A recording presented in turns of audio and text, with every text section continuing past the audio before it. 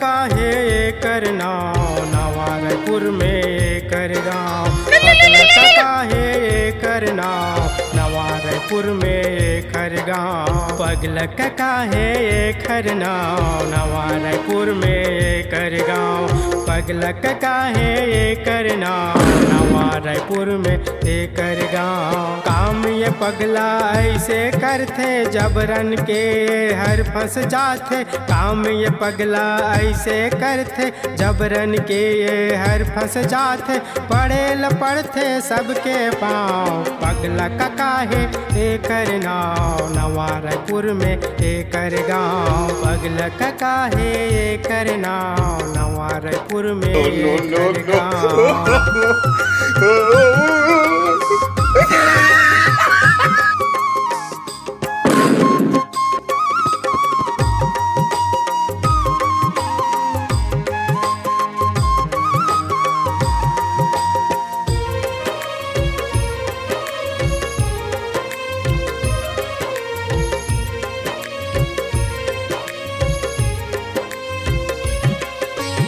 भले ये पगला गरीब हवै दिल के बहुते अमीर हवै।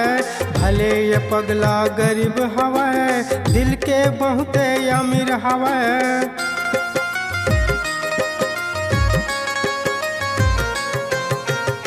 ऊपर से लागे ये कड़वा अंदर मीठा खीर हवै। ऊपर से लागे ये कड़वा अंदर मीठा खीर हवै।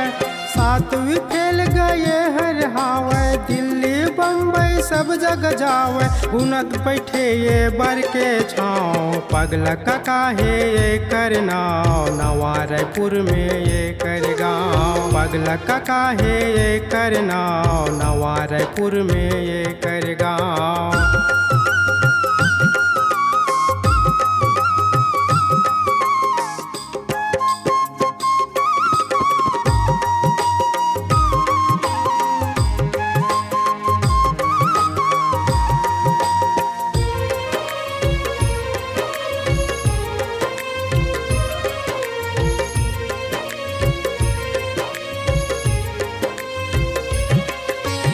गाना ला घलो ही लिखते पिक्चर के घलो लिखे कहानी। गाना ला घलो ही लिखते पिक्चर के घलो लिखे कहानी।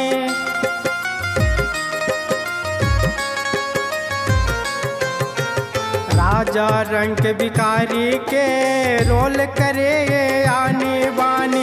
राजा रंग के भिखारी के रोल करे ये आनी बानी। किस्मत के ताला कब खुलही ना जाने कब वायरल होही। शहर शहर हर गाँव गाँव पगलक काहे कर नाम नवा रायपुर में कर गाँव। पगलक काहे कर नाम नवा रायपुर में कर गाँव। पगलक काहे कर नाम नवा रायपुर में कर गाँव।